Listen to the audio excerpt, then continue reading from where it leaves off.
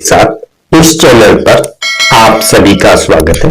आज Indian history, भारतीय इतिहास वर्सेस जनरल नॉलेज। आगे बढ़ने से पहले मैं आपको एक चीज बात बताना चाहता हूं कि आप इस वीडियोस को बार बार देखें अथवा पेंसिल अथवा नोटबुक लेकर के इन चीजों को एक कागज पर नोट करते जाए। पूछे गए हैं और आने वाली परीक्षा में भी महत्वपूर्ण है। पहला प्रश्न है, हड़प्पा सभ्यता के विकास का समय था। हमारे विकल्प है नंबर ए 2350 ईस्वी पूर्व, 5000 वर्ष पूर्व। नंबर सी है ईसा के बाद 2350 और नंबर डी है इनमें से कोई नहीं। इसका सही जवाब है हड़प्पा सभ्यता के विकास का समय 2350 ईस्वी पूर्व रहा था। इनकी प्रमुख विशेषता क्या थी? नगर विकास योजना रही। ऐसा कहा जाता है मनुष्य के सांस्कृतिक विकास की शुरुआत भी यहीं से हुई। बाबरनामा पुस्तक किसने लिखी है? हमारे विकल्प हैं नंबर ए हुमायूं ने, नंबर बी बाबर ने, नंबर सी दारा शिकोह ने, नंबर 4 अब्दुल रहीम खान ए खाना। इसका सही जवाब है यह पुस्तक अब्दुल रहीम खान ए खाना ने लिखी है। यदि हम इतिहास में थोड़ा पीछे को चले तो बादशाह अकबर ने अपनी आत्मकथा तुजुक-ए-वावरी नामक पुस्तक में तुर्की भाषा में लिखी। उन्होंने खुद अपनी आत्मकथा लिखी, लेकिन उसका फारसी भाषा में बाबरनामा नाम से अब्दुल रहीम खान ए खाना ने फारसी भाषा में इस पुस्तक का अनुवाद किया और उस पुस्तक का नाम रखा बाबरनामा। ठीक उसी तरह से जिस तरह से हमारे यहाँ वाल्मीकि ने रामायण लिखी और रामचरितमानस के नाम से तुलसीदास ने उसको हिंदी भाषा अथवा अवधी भाषा में ट्रांसलेट किया। प्रश्न कई बार इस रूप में भी पूछ दिया जाता है कि बाबरनामा पुस्तक कौन सी भाषा में? बाबरनामा पुस्तक फारसी भाषा में। बाबरनामा पुस्तक किसने लिखी? अब्दुल रहीम खान ए खाना ने लिखी। कई बार पूछना था अब्दुल रहीम खान ए खाना ने कौन सी पुस्तक लिखी? तो बाबरनामा पुस्तक लिखी। कई बार ये पूछने आ जाता तुजुक-ए-वावरी क्या है? तुजुक-ए-वावरी एक तुर्की भाषा में लिखी गई पुस्तक है। जो वंश का अंतिम शासक कौन था? हमारे विकल्प है विकल्प नंबर एक स्कंदगुप्त, नंबर 2 कुमारगुप्त, नंबर 3 चंद्रगुप्त द्वितीय और नंबर 4 है भानुगुप्त। हम जब इतिहास की तरफ जाते हैं तो हमें पता चलता है जब पुष्यमित्रों का आक्रमण हुआ था तो गुप्त शासक कुमारगुप्त मर चुके थे। इनकी मृत्यु के बाद इनका पुत्र स्कंदगुप्त था, उसने सत्ता संभाली थी, जो इस वंश के अंतिम राजा थे। इनको अनेक नामों वाला नरेश भी कहा जाता है। इनके अन्य नाम है देवराज, क्रमादित्य, विक्रमादित्य। इसमें एक प्रश्न और महत्वपूर्ण आ रहा है, वो ये है कि गुप्त काल में जिले को विषय कहा जाता था। यह प्रश्न पूछा गया है, इसलिए इसको अनेक रूपों में भी पूछा जाता है कि स्कंदगुप्त के क्या नाम थे या अथवा स्कंदगुप्त किसका पुत्र था। इसकी मृत्यु का भी 467 ईस्वी में हुई थी। अगला प्रश्न है जहांगीर का मकबरा कहाँ है? इसका मतलब है जहांगीर का मकबरा किस देश पर है? हमारे विकल्प है पाकिस्तान, अफगानिस्तान, भारत और बांग्लादेश। इसका सही जवाब है पाकिस्तान में, जो पाकिस्तान के लाहौर में शाहदरा नाम की जगह पे है और इसको नूरजहां ने बनाया था। कई बार पूछ दिया जाता है कि जहांगीर का मकबरा किसने बनवाया था? इसको नूरजहां ने बनवाया था। प्रश्न संख्या 5 के अनुसार कंबन कौन थे? नंबर 1 कवि, नंबर बी कलाकार, नंबर सी संगीतकार और नंबर डी शासक। कंबन जो थे लगभग एक कवि थे, लगभग 11वीं शताब्दी के में थे। ये एक तमिल कवि थे। इन्होंने रामायण को तमिल भाषा में ट्रांसलेट किया था। इनकी रामायण को कंबन रामायण नाम से जाना जाता है। प्रश्न संख्या 6 के अनुसार हिंद स्वराज नामक पुस्तक किसने लिखी? नंबर ए विकल्प जवाहरलाल नेहरू, नंबर बी विकल्प गांधी जी, नंबर सी लाल बहादुर शास्त्री और नंबर डी प्रेमचंद। इसका सही जवाब है हिंद स्वराज पुस्तक गांधी जी ने लिखी थी। जैसा कि हम गांधी जी के बारे में जानते हैं, इनका जन्म 2 अक्टूबर 1869 1869 में राजकोट गुजरात में हुआ था। अपने सिद्धांतों को 2 किताबों की शक्ल में लिखा था। इसमें से एक पुस्तक है हिंद स्वराज और दूसरी किताब है माय एक्सपीरियंस विद ट्रुथ, सत्य के साथ मेरे प्रयोग। हमारे पास आ रहे हैं प्रश्न संख्या 6 के अनुसार शिवाजी ने 12 वर्ष की उम्र में कहाँ की जागीर ली थी? विकल्प हैं Una, number B Bijagarh, number C Amer, number D Poona. इसका सही जवाब है इन्होंने 12 वर्ष की मात्र छोटी उम्र में अपने पिता से पूना की जागीर हासिल की थी। इनके बारे में ऐसा कहा जाता है कि जब ये मात्र 19 वर्ष के थे, यह लगभग 1646 ईस्वी की बात है, इन्होंने मालावी लोगों की टोली बनाकर पूना में ही तोरड़ के दुर्ग पे अधिकार किया था।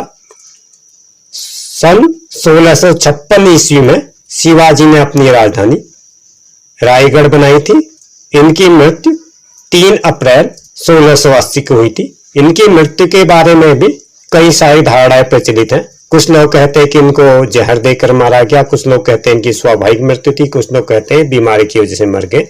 कई बार आपके सामान्य ज्ञान में इनके जन्म के बारे में भी पूछा जाता है, तो इसका सही जवाब है इनका जन्म 1627 को शिवनेर में हुआ था। तो इस प्रश्न से आपके 5 प्रश्न क्रिएट होते हैं। एक तो ये कि कहाँ की जागीर ली थी। कई बार आपसे पूछ दिया जाता है मैं पूना की जागीर ली थी, उस समय उनकी उम्र क्या थी?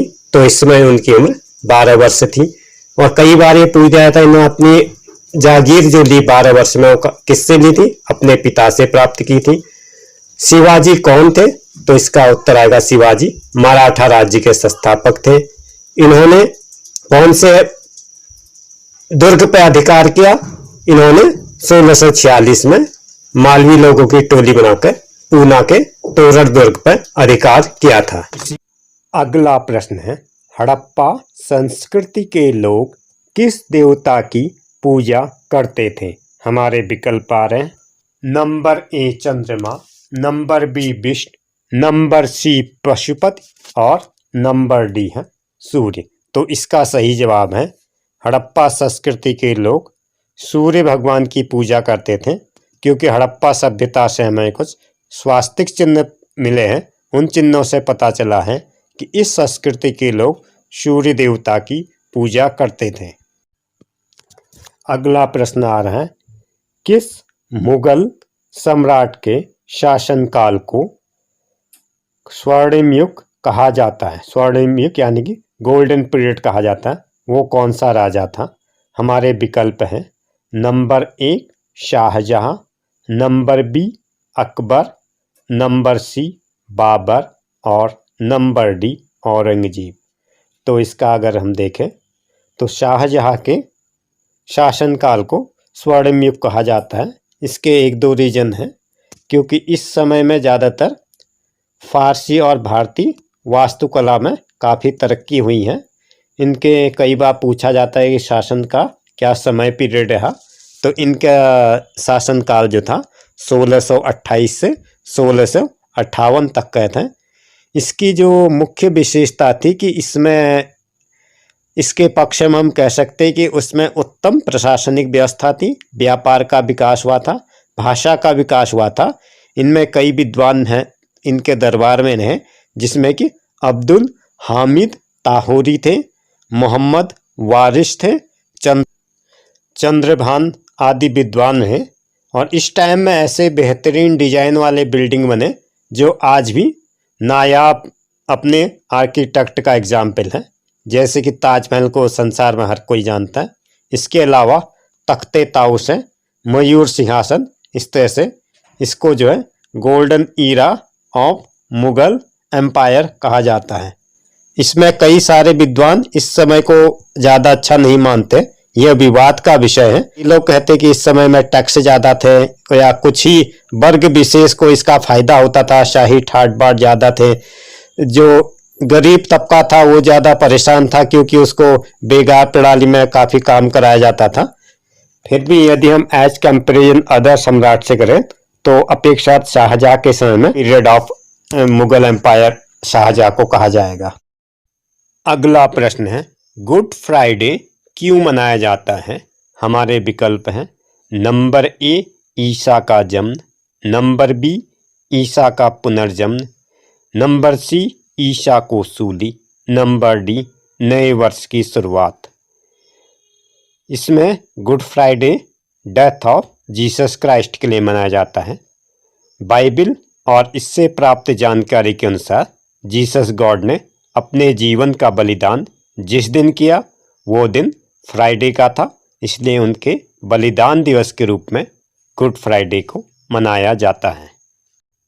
इसलिए विकल्प सी ईसा मसीह को सूली वाला विकल्प सही उत्तर है। अगला प्रश्न हमारे पास आ रहा है, प्रश्न संख्या 9 के अनुसार रविंद्रनाथ टैगोर का जन्म स्थान कहाँ है? Where is the birth place of Rabindranath Tagore? The options are number A Kolkata, number B Siliguri, number C Durgapur and number D is Raigarh. Rabindranath Tagore को अगर हम इतिहास के आईने से झांक कर देखें तो हम पाते हैं कि रविंद्रनाथ टैगोर का जन्म कलकत्ता के एक जमींदार परिवार में 7 मई 1861 को हुआ।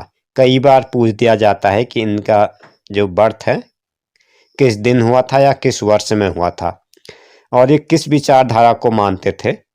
जैसे कि विवेकानंद और अरविंद घोष की भांति ये स्वतंत्रता के लिए आध्यात्मिक सिद्धांत को मानते थे और ये वसुधैव कुटुंबकम ये है वसुधैव कुटुंबकम की विचारधारा पर भी विश्वास करते थे।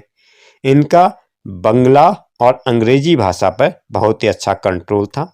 इन्होंने कविता, नाटक और निबंध भी लिखे हैं।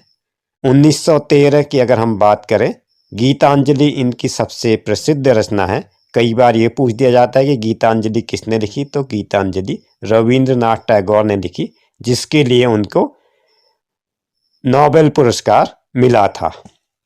तो इसका सही जवाब है रविंद्रनाथ टैगोर का जन्म स्थान कोलकाता पे है, जिसको कलकत्ता भी कहा जाता है। तो इस प्रश्न से जुड़ा हुआ एक दूसरा महत्वपूर्ण प्रश्न क्या क्रिएट होता है यहाँ पे, वो यह क्रिएट होता है कि इनको 1913 सन में गीतांजलि के लिए नोबेल पुरस्कार मिला था। प्रश्न संख्या 10 के अनुसार पल्लव राजाओं की राजधानी थी। हमारे विकल्प हैं मदुरई, कांचीपुरम, महाबलीपुरम और उज्जैन। अगर हम पल्लव साम्राज्य की बात करें तो पल्लव साम्राज्य की राजधानी कांचीपुरम थी। कई बार ये पूछ दिया जाता है कि इस साम्राज्य की मुख्य भाषाएं क्या हैं। इस साम्राज्य की मुख्य भाषाएं तमिल और संस्कृत थी। ये जो है प्राचीन दक्षिण भारत का एक प्रमुख राजवंश था। बौद्ध धर्म इसी राजवंश में था, जिसने ध्यान योग को चीन में फैलाया था। ऐतिहासिक युग पश्चिम मध्यकाल था, जो कि द्वितीय शताब्दी में स्थापित होकर 9वीं शताब्दी में इसका अंत हो गया। कई बार पूछा था ये कब स्थापित हुआ, इसका अंत कब हुआ और इस समय में कौन सी भाषाएं प्रचलित थी और इसका जो है कौन से राजवंश था। तो इन सब का उत्तर आपको इसी प्रश्न में मैंने कंपाइल कर रखा है। अगला प्रश्न है, भारत में सूफीवाद के संस्थापक कौन थे? विकल्प number A Khwaja Moinuddin Chishti, number B Mirza Ghalib, number C Sheikh Nizamuddin Auliya, number D Khwaja Qutbuddin. अगर हम सूफीवाद को देखते हैं तो सूफीवाद क्या था, पूरे दक्षिण एशिया में इसका प्रचार प्रसार था। वो किस लिए था? वो इस्लाम के प्रचार प्रसार के लिए था, जो कि 8वीं शताब्दी के स्टार्ट में इस्लाम के प्रवेश के बाद, अगर हम भारत की बात करें तो दिल्ली सल्तनत के 10वीं और 11वीं शताब्दी के दौरान उसके बाद पूरे भारत में दिखाई दिया। जो कि इसकी मुख्य विशेषता क्या थी? इस्लाम में फारसी प्रभाव को स्थायी रूप से विकसित किया गया। इनकी 3 परंपराएं मुख्य होती हैं। एक आता है इसमें सिलसिला, दूसरा होता है खानकाए और तीसरा होता है शमा। सिलसिले जो हैं 12 सिलसिले आते हैं इसमें। खानकाए जो है, खानकाए कहा जाता है सूफी संतों के आशीर्वाद को कहा जाता है, और शमा जो है संगीत से संबंधित है। ये जो है परंपरा 13वीं शताब्दी पर ज़्यादा अपने क्लाइमैक्स पर थी। वैसे भी सूफी प्रभाव जो है इस समय पूरे विश्व के इतिहास में किसी न किसी रूप में आपको दिखाई देता है। इस तरह से भारत में सूफीवाद के संस्थापक अब्दुल वाहिद हैं। इनका दूसरा नाम ख्वाजा मोइनुद्दीन चिश्ती है। इस तरह से इसका विकल्प ए ठीक है। कई बार इसका नाम दूसरे नाम से भी पूछा जाता है। अब्दुल वाहिद ने कौन सा परंपरा चलाई? तो अब्दुल वाहिद ने भारत में सूफीवाद चलाया।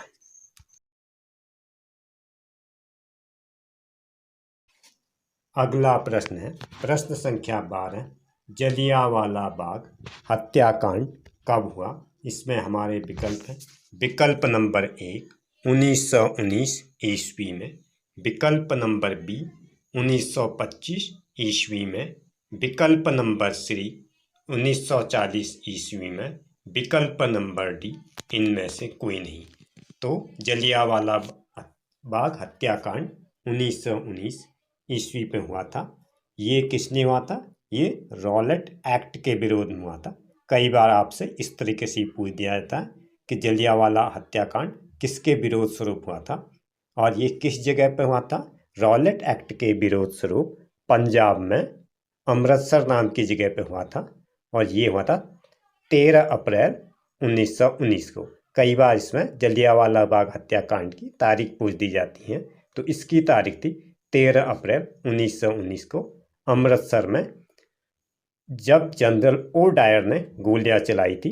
तो इसके विरोध स्वरूप जो था बहुत सारा आंदोलन हुआ था, जिससे एक रविंद्रनाथ ठाकुर ने सर की उपाधि वापस अंग्रेजों को दे दी थी। इसकी जांच के लिए अंग्रेजों ने एक समिति का गठन किया था। ये भी आपके परीक्षा के दृष्टिकोण से यह प्रश्न बहुत ही महत्वपूर्ण है। इसकी जांच के लिए सरकार ने हंटर समिति नियुक्त की थी, और इसके मेंबर क्या थे? लॉर्ड हंटर थे, जिसके नाम से इसका नाम ही हंटर समिति पड़ा। दूसरे मेंबर थे मिस्टर जस्टिस, तीसरे थे मिस्टर रैटकिन, अगले थे मिस्टर राइस, अगले थे सर थॉमस, और एक साहबजादा सुल्तान अहमद और जगत नारायण आदि इसमें मेंबर थे। तो यह प्रश्न आपके लिए बहुत ही महत्वपूर्ण है। इससे 5 प्रश्न और क्रिएट हुए जो मैंने आपको बता दिए हैं।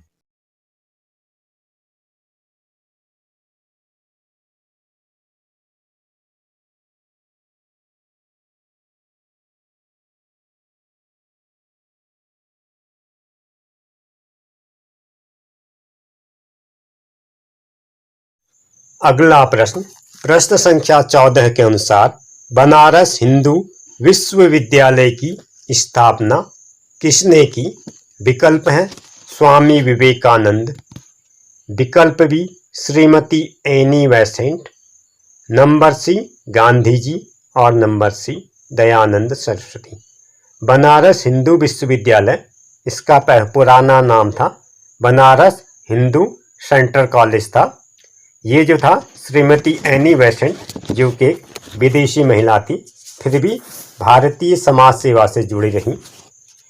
ये प्रश्न से जुड़े हुए बहुत सारे प्रश्नों को मैं इसके अंतर्गत प्रासंगिक जो भी घटनाएं हैं उन पर ले रहा हूं। आप लोगों से अनुरोध है कागज पेंसिल लेकर इन घटनाओं को लिख लें अथवा वीडियो को बार बार देखें, वो चीज़ जरूरी है, ताकि ये सारी चीज़ें आपको याद नहीं होंगी। यदि आप बार बार इस वीडियो को देखेंगे तो आपको ये चीज़ें आसानी से जल्दी समझ में आ जाएंगी। ये जो है थियोसॉफिकल सोसाइटी से जुड़ी हुई थी। इन्होंने सबसे पहले मद्रास में 1882 में थियोसॉफिकल सोसाइटी क्या है, कई बार पूछता था। ये एक यूएसए का समाज सेवा की एक इकाई थी।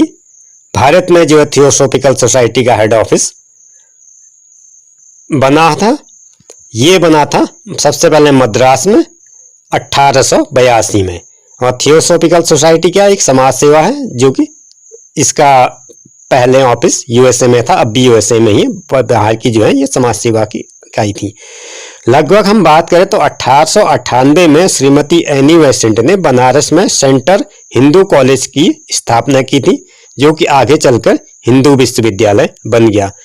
यह प्रश्न भी कई बार आपकी परीक्षाओं में अलग अलग तरीके से पूछा जाता है। जरूरी नहीं कि जो प्रश्न मैं बता रहा हूँ वही प्रश्न आपसे पूछा जाए, इससे जुड़े हुए आपको बदल कर पूछे जाते हैं। जैसे कई बार पूछा जाता है मद्रास में जो थियोसॉफिकल सोसाइटी का ऑफिस कब बना, हेड ऑफिस कब बना, 1882 में बना, या इसके श्रीमती एनी बेसेंट किससे संबंधित थी। ये जो थी थियोसॉफिकल सोसाइटी से एक विदेशी महिला थी, और फिर भी भारतीय संस्कृति और समाज के प्रति काफी आकर्षण था, और उस भारत में आई तो भारतीय समाज सेवा से जुड़ी रही।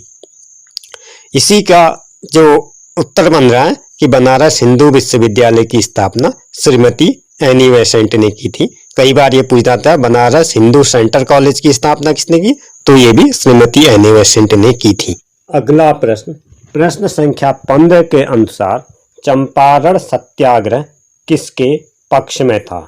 हमारे ऑप्शन है किसानों के पक्ष में, कपड़ा मिल मजदूर के पक्ष में, मालगुजारी के खिलाफ, या नमक कानून के खिलाफ। ये नामक टाइप हो गया है, इसको नमक ही पढ़ा जाए, नमक कानून के खिलाफ। तो इसका सही जवाब है चंपारण सत्याग्रह जो है किसानों के पक्ष में था। अगर हम इसके बैकग्राउंड में जाते हैं तो नील किसानों के पक्ष में, जिन्हें अपनी जमीन का 3/20वां भाग, इसको कहा जाता है तीन काठिया प्रथा पर नील की खेती करना जरूरी था। अगर हम गांधी जी के बारे में देखें तो ये बात है 1917 की। इसके लिए राजकुमार शुक्ल ने गांधी जी को चंपारण आने के लिए बुलावा भेजा था। इस प्रकार से इसका ऑप्शन नंबर 1 सही उत्तर है। जो हमारे पास आ रहा है वह प्रश्न है प्रश्न संख्या 398, आगरा शहर की स्थापना किसने की थी, अथवा आगरा शहर किसने बसाया। हमारे विकल्प है number A Mohammad Tughlaq, number B Sikandar Lodi, number C Shahjahan, और नंबर डी सम्राट अशोक। तो इसका सही जवाब है आगरा शहर जो है सिकंदर लोदी ने बसाया।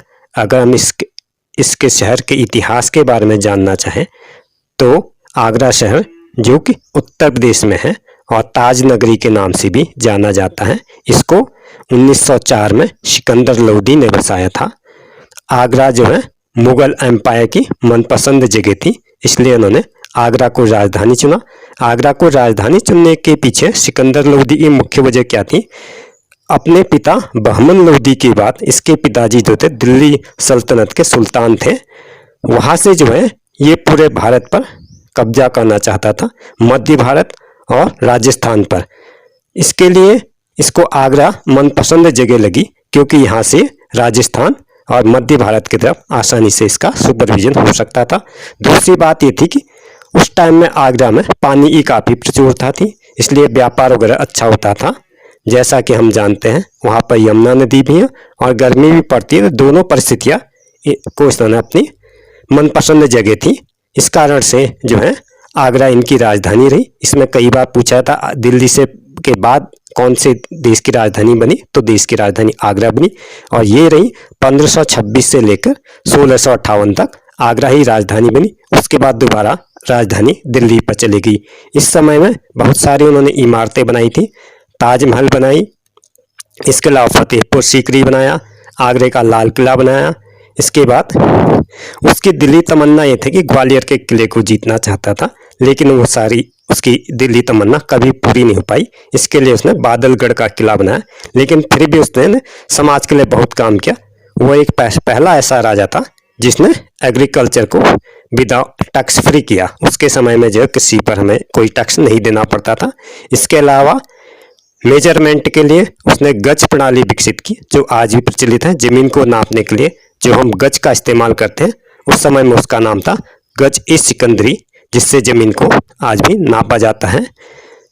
इसके सबसे पहले इसने अफगान अमीरों पर नियंत्रण किया, उसके बाद जौनपुर को जीता, एंड देन ईस्ट राजस्थान को जीता, उसके बाद बिहार को जीता, उसके बाद नागौर को जीता, उसके बाद चंदेरी को जीता, उसके बाद धौलपुर को जीता। तो इस तरह से हम देखते हैं कि ये राजा जो था काफ़ी महत्वाकांक्षी राजा था और समाज के लिए भी इसने बहुत सारा काम किया। विशेष रूप से किसानों के हित में इसने बहुत सारे काम किए थे। तो इस तरह से अगर हम देखते हैं, आगरा नगर की स्थापना जो सिकंदर लोदी ने की थी। इसी में जुड़े हुए आपके 10 प्रश्न इसी के अंदर मैंने कंपाइल कर दिए हैं। वो मुझे आप चाहे रिपीट करना चाहे तो रिपीट कर सकते हैं। बादलगढ़ का किला कहाँ पे कई बार पूछा था, बादलगढ़ का किला आगरा नगर पे है। कई बार पूछा जाता है कि ये आपका इसके बाद पता नागौर चंदेरी, उसके बाद कौन सा बादलगढ़ का किला है। बादलगढ़ के बाद ऐसा कौन सा राजा था जिसने एग्रीकल्चर को टैक्स फ्री किया, तो ये भी सिकंदर लोदी ने किया। गज प्रणाली जमीन को नापने के लिए जो आज प्रचलित है, वो किसने चलाई, वो भी सिकंदर लोदी ने चलाई। कई बार आपसे पूछा जाता है सिकंदर लोदी या बहमन लोदी का पुत्र कौन था, तो भी बहमन लोदी का पुत्र सिकंदर लोदी था। और कई बार ये पूछता जाता है दिल्ली से राजधानी को आगरा में कौन ले गया, दिल्ली से राजधानी को आगरा में भी सिकंदर लोदी ले गया। और कई बार पूछा जाता है कि उसने सबसे पहले कौन से वर्ष को जीता, सबसे पहले उसने अफगान अमीरों पर नियंत्रण किया, उसके बाद उसने जौनपुर को जीता। इसी से जुड़ा हुआ एक प्रश्न जो क्रिएट हो रहा है, वो क्रिएट हो रहा है कि मुगल कालीन जो समय था उसमें न्याय व्यवस्था क्या थी और राजनीतिक स्थिति क्या थी। अगर हम मुगल राज्य की बात करें, मुगल राज्य बिल्कुल फौजी नहीं था, यद्यपि उनकी प्रतिष्ठा और शक्ति बहुत कुछ सेना पर डिपेंड थी। अगर हम एक दो राजाओं को छोड़कर बाकी सभी राजा जो है तो निरंकुश थे, लेकिन फिर भी प्रजा के हित का ध्यान रखते थे और अन्याय करने वालों को कठोर दंड देते थे। होता था उनके हुक्म का औचित्य या अनौचित्य का प्रश्न करने वालों का किसी पर अधिकार नहीं था। परंतु अगर हम धर्म से संबंधित कुछ मामले आ जाते थे, उसके लिए वो अभी अपने दरबार में हिंदू उनके जो होते थे उनसे भी पूछा करते थे। और इसी तरह से अगर मुसलमान है, मुसलमानों के मुकदमों का फैसला भी धर्म ग्रंथों के आधार पर होता था। हिंदू धर्म ग्रंथों की उनको जानकारी नहीं थी, तो इसके लिए उन्होंने हिंदू पंडित भी रखे हुए थे। कुछ राजा थे इसमें, उनके दरबार में जो है किसी प्रकार का कोई हस्तक्षेप नहीं करता था। अगर हम फौजदारी के मुकदमे की बात करें, फौजदारी के मुकदमा के लिए बादशाह अपने हिसाब से नियम बनाता था। आईने अकबरी अगर हम देखें, बादशाह अकबर के समय के अफसरों के लिए भी कुछ नियम बनाए गए थे। औरंगजेब के समय में जो निर्णय लिए जाते थे वो काजी की सहायता से मुसलमानी धर्म ग्रंथों के आधार पर उनके लिए जो बना था फतवाए आलमगिरी नामक कानून की किताब तैयार हुई थी। मुगलों का शासन प्रबंध जो था अपेक्षाकृत ऑर्गेनाइज्ड और मजबूत था, क्योंकि फिर भी उसमें कुछ न कुछ समय के हिसाब से परिवर्तन किया गया। अनेक सारी धार्मिक ग्रंथों का फारसी और अरबी में अनुवाद हुआ। इसके अलावा हमारे जो संस्कृत के ग्रंथ थे वो भी दूर दूर तक गए। हिंदू चित्रकारों की अगर हम बात करें, उसमें आता बसावन, दशवंत, सालोबदास, लाल जोहन और इसके साथ मीर सैदत अली, ख्वाजा मसूद, फारूक देख, मुराद इन चित्रकारों में जो था रजतनामा, जिसको महाभारत हो गया, इसके अलावा बाबरनामा, अकबरनामा तथा निजामी के पोएम के फॉर्म में उसको पूरा पिक्चराइज किया गया है लिटरेचर की। तो लिटरेचर का भी अधिकांश विकास जो है मुगल कालीन समय पे हुआ। अकबर खुद एक हिंदी कवियों का संरक्षक था। वह बीरबल के चुटकुलों और तानसेन के गाने, जैसा कि हम सभी लोग जानते हैं, उस युग के सबसे महान कवि रामचरितमानस के रचयिता तुलसीदास। इसके अलावा भी कृष्ण भक्ति के प्रमुख ग्रंथ सूरसागर की रचना इसी समय पर हुई थी। उसके अलावा भी रसखान के दोहे, जिसमें हिंदू और मुसलमान दोनों पर उन्होंने अपने अपने तरीके से व्यंग कसे हैं। कवि केशव है, भूषण लाल बिहारी देव थे, केशव के काव्य शास्त्र पर ग्रंथ लिखे जिसमें कवि प्रिया और रसी प्रिया अधिक प्रचलित है। ये भी आपके इसमें पूछा जाता है, परीक्षा की दृष्टि से महत्वपूर्ण आता है। अगर हम यहाँ से पूर्व की तरफ जाते हैं तो बंगाल में चैतन्य साहित्य की उन्नति हुई, जिसमें कि चैतन्य भागवत, चैतन्य मंगल तथा चैतन्य चरितमानस जैसे अनेक ग्रंथों को जीवन चरित्र लिखे गए। इस काल में बंगाल के काशी रामदास, मुकुंदराम चक्रवर्ती, धनाराम जैसे कवि हुए। अगर हम आगे बढ़ते हैं तो इसमें भरतचंद्र और राम प्रसाद के ग्रंथ जो हैं मुगलों की विजय श्री के अंत होने के बाद लिखे गए। भारत में फारसी साहित्य की भी उसमें काफ़ी उन्नति हुई। फारसी साहित्य अगर हम बात करें, इसमें शेख मुबारक हैं, अब्दुल फजर, अब्दुल कादिर बदायूनी ने फारसी में भारतीय ग्रंथों के अनुवाद के अतिरिक्त कुरान और सर हदीस पर टीकाएँ लिखी हैं। इसके अतिरिक्त नज़ीरी, फ़र्की और फैज़ी आदि अधिक प्रसिद्ध ने अपनी रचनाओं में वृद्धि की है। मुग़लों की संघर्षकर्ता में अनेक इतिहास लिखे गए। गुलबदन, बेगम जोधर, अव्वल फजर, निज़ामुद्दीन अहमद बदायूनी, अब्बास सरवली, फरिश्ता, अबुल हमीद लाहौरी और साफ़ी खान इस काल के प्रसिद्ध इतिहास लेखकों में से एक है। जिस पर हिंदू अगर बात करें, हिंदू इतिहास लेखकों की बात करें तो उसमें आते हैं सुजान राय सन्नी, ईश्वरदास नागर और भीमसेन आदि प्रसिद्ध हैं। उस पर जो कि अच्छा प्रभाव डालते हैं। मुस्लिम शाहजादों और शाहजादियों की भी साहित्य में बड़ी रुचि थी। अकबर और जहांगीर अपनी आत्मकथा को लिखकर हमारे लिए अपने समय का अमूल्य इतिहास छोड़ गए। गुलबदन बेगम, नूरजहां, जहानारा और शिवप्रिया जैसे प्रतिभादाशिनी और सुशिक्षित महिलाएं थी। चलते हुए जहांगीर के समय में कप्तान हॉकिंस तथा सर टॉमस रॉ ने हिंदुस्तान में कोठियाँ स्थापित करने की आज्ञा लेने के लिए इंग्लैंड के बादशाह राजपूत होकर आते हैं। उन्होंने देखा कि यहाँ की कोठियाँ थे बहुत ही मजबूत है और आर्किटेक्ट बहुत ही अच्छा है, क्योंकि मुग़ल और जो हिंदुस्तानी शैली में जो बिल्डिंगें बनी थी वो काफ़ी मजबूत और काबिल तारीफ थी। टॉमस रॉ ने अपनी डायरी में खुद यहाँ के दरबारी जीवन और देश के शासन प्रबंध का हिस्सा लिखा हुआ। जन सामान्य के जीवन में हमें डच लेखक, उसके बाद डेल सारेट ने लेखक से बहुत महत्वपूर्ण जानकारी आती। पॉल राइट जहांगीर के समय में बाहर आया था। इसमें आपसे पूछा जाता है कि ये जो यूरोपियन नागरिक हैं वो किसके देश में आया और किस समय में आए। कारीगरों को, इसके अलावा अगर हम इनकी बात करें, कारीगरों को बहुत कम मजदूरी दी जाती थी और वह दरिद्रता के साथ जीवन यापन करते थे। इनके घर जो थे मिट्टी और फूस के बने हुए होते थे। ऐसा जो है कप्तान हॉकिंस ने लिखा है।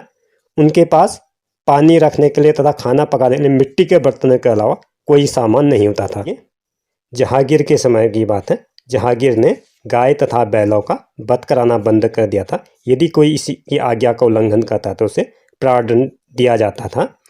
ये जो है पेल सारेट ने लिखा है कि बादशाह ने ये आज्ञा हिंदू और बनियों को प्रसन्न करने के लिए निकाली थी, क्योंकि गाय को हिंदू लोग पवित्र और देवता तुल्य मानते हैं।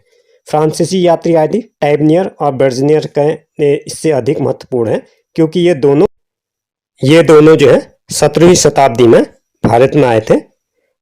टैबनियर एक जो था जौहरी था। बादशाह के धन, ताजमहल तथा अमूल्य जेवरात का उसने वर्णन किया। बार्नियर 12 वर्ष तक यहाँ पर रहा था।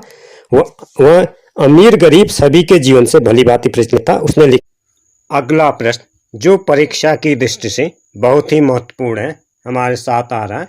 काबुली बाग की मस्जिद किसने बनवाई? इसके विकल्प हैं नंबर 1 बाबर ने, नंबर 2 हुमायूं ने, नंबर 3 शेर शाह सूरी ने और नंबर 4 प्यारा हमारा अकबर। तो इसका सही जवाब है काबुली बाग की मस्जिद बाबर ने बनवाई। कई बार यह पूछ दिया जाता है कि काबुली बाग की मस्जिद किस जगह पर है, तो काबुली बाग की मस्जिद पानीपत में है। इसके अलावा अगर हम इसी हुमायूं की बात करें, हुमायूं ही नहीं हो सकता क्योंकि हुमायूं ने दीन पनाह बनाया, वो दिल्ली पर है। शेर शाह सूरी की बात करें, शेर शाह सूरी ने किला कहना बनाया जो कि दिल्ली पर है।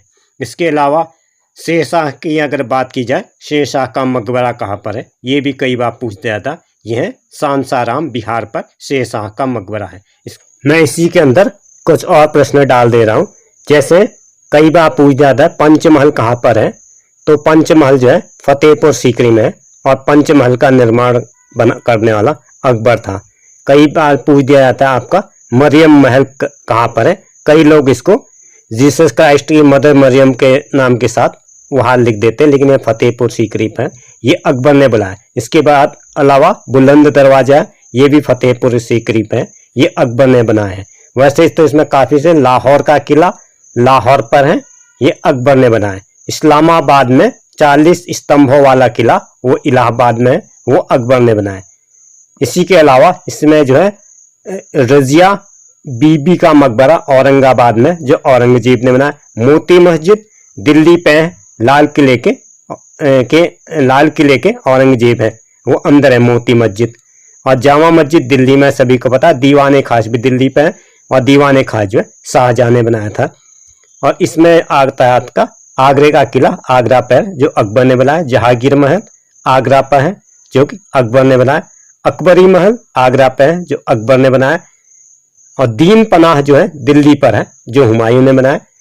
किला कुहना दिल्ली पर है, जो शेरशाह ने बनाया। आपको ये बात पॉइंट बाय पॉइंट एक पेपर में लिख लेनी चाहिए, अथवा इसको बार बार सुनेंगे तो ये आसानी से मेमोराइज हो जाएगा। अगला प्रश्न है, दांडी मार्च किससे जुड़ा हुआ है? विकल्प आ रहे हमारे। विकल्प ए नमक कानून, बी जातिवाद, सी सती प्रथा और डी जो है विधवा ब्याह। तो इसका सही जवाब है दांडी मार्च नमक कानून से जुड़ा हुआ है। ये इसकी शुरुआत जो है सभी को पता है गांधी जी ने की थी। अगर हम इसका ऐतिहासिक उसमें देखें तो ये 1930 को शुरू हुआ। कई बार पूछा जाता है कि दांडी मार्च की शुरुआत कब हुई, तो दांडी मार्च की शुरुआत 1930 को हुई। और इसकी तारीख है 12 मार्च 1930 को। गांधी जी ने कितने उनके फॉलोअर्स थे, तो 18 फॉलोअर्स के मिलकर, जिसमें कि एक अंग्रेज भी था। कई बार पूछा जाता है क्या उसमें कोई ब्रिटिश सिटीजन था, तो हाँ उसमें ब्रिटिश सिटीजन था। उसका क्या नाम था? उसका नाम था वेब मिलर। ये कहाँ से शुरू हुआ? कई बार इस रूप में पूछ दिया जाए कि दांडी मार्च कहाँ से शुरू हुआ, तो यह था साबरमती आश्रम नामक जगह पर हुआ।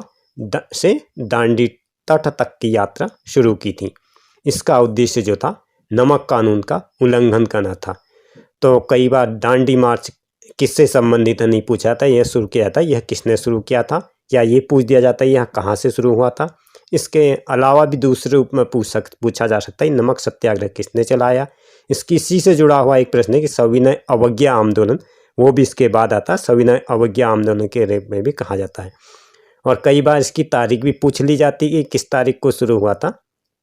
तो सविनय अवज्ञा की अगर हम बात करें तो 5 अप्रैल 1930 को नमक कानून तोड़कर गांधी जी ने सविनय अवज्ञा आंदोलन शुरू किया था। इसी घटना को अगर हम थोड़ा आगे चलते हैं, पश्चिमोत्तर भारत में चलते हैं, तो पश्चिमोत्तर भारत में सविनय अवज्ञा आंदोलन का नेतृत्व खान अब्दुल गफ्फार खान ने किया था। जैसे यहाँ पर गांधी जी ने किया था, तो वहाँ पर खान अब्दुल गफ्फार खान ने किया था। कई बार पूछा था सविनय अवज्ञा आंदोलन का शुरुआत जो है थी पश्चिमोत्तर भारत में किसने की थी, तो खान अब्दुल गफ्फार खान ने की थी। और इस वहाँ पर इसका नाम था लाल कुर्ती आंदोलन। उन्होंने खुदाई खिदमतगार नामक संगठन बनाया था। तो इस तरह से हम देखते हैं दांडी मार्च किससे संबंधित है, तो दांडी मार्च तो गांधी जी से संबंधित है।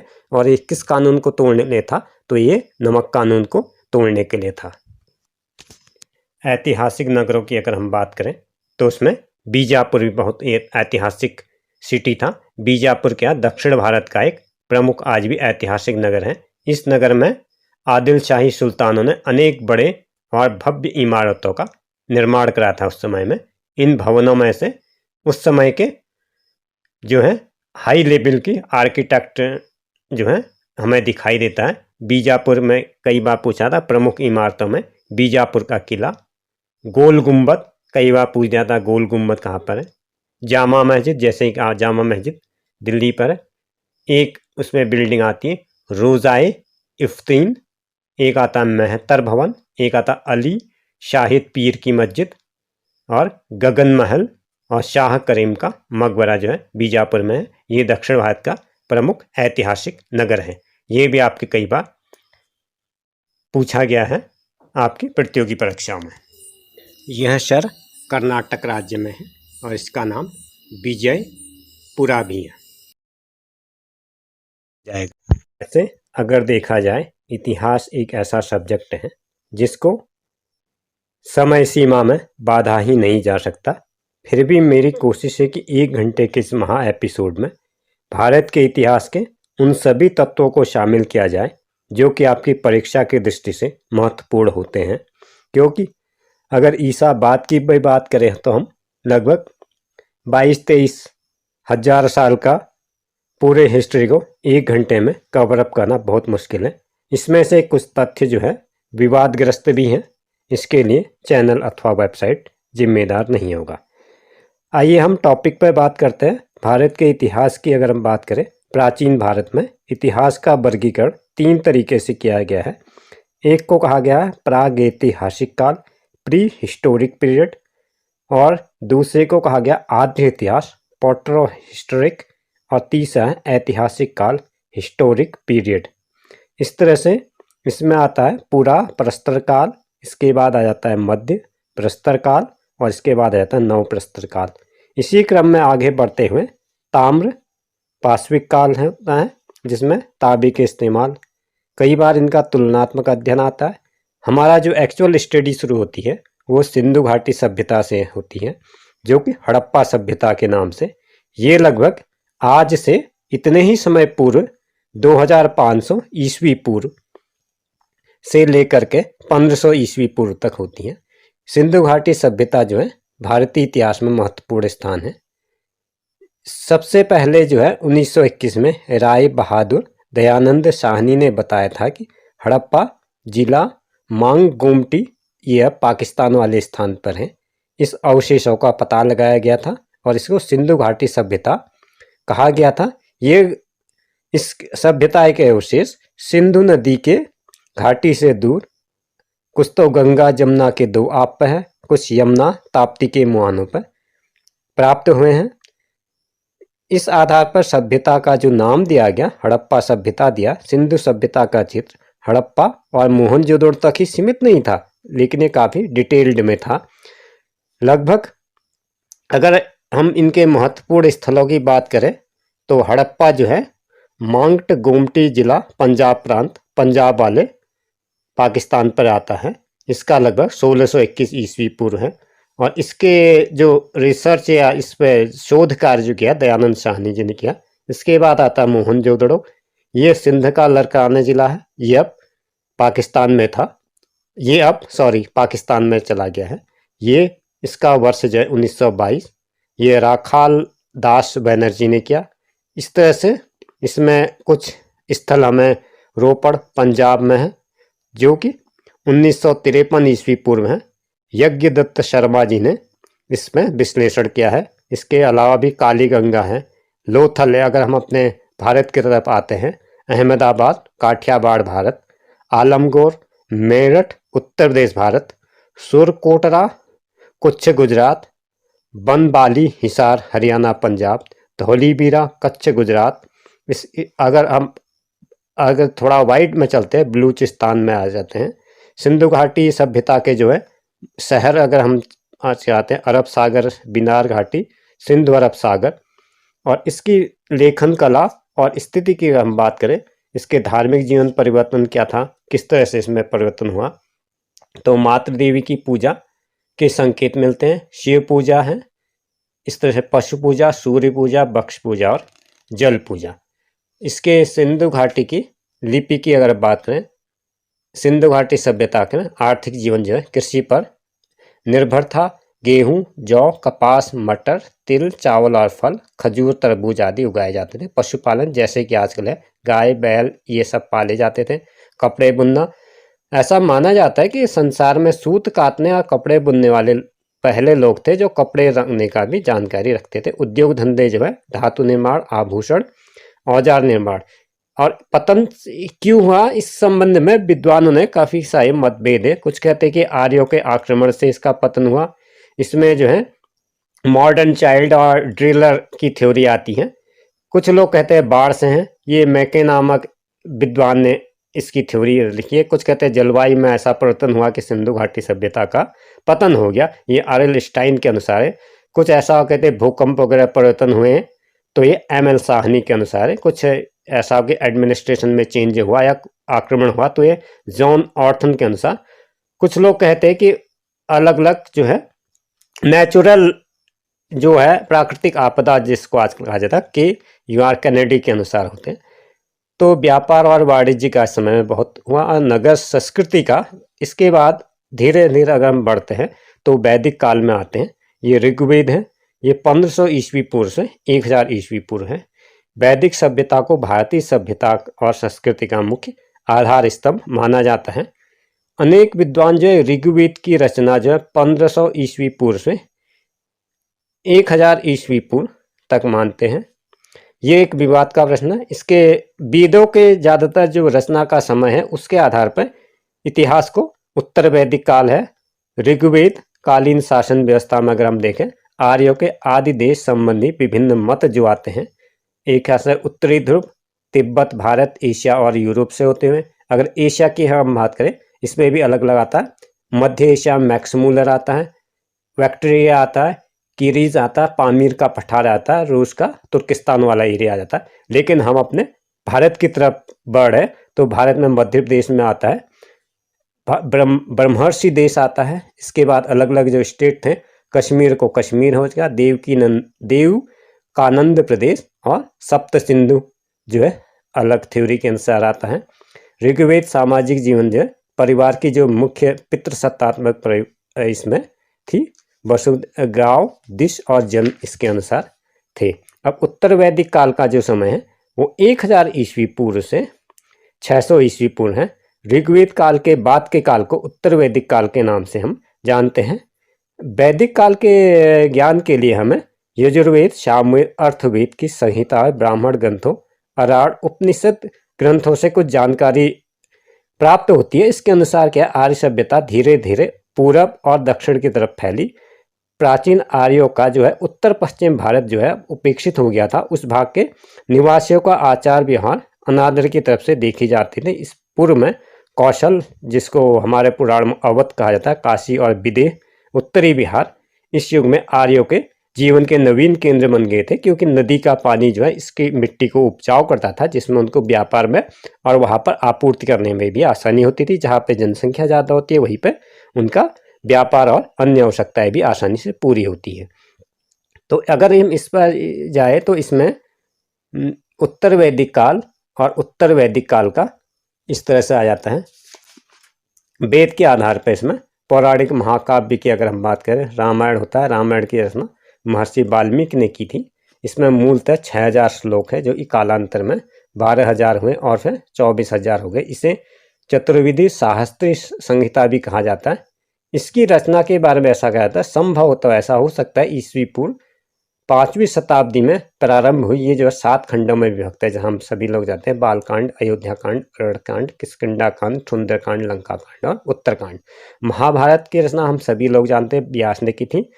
जैसा कि हम जानते हैं संभवतः तो ईस्वी पूर्व 10वीं शताब्दी से 4वीं शताब्दी तक की स्थिति का आभास देता है।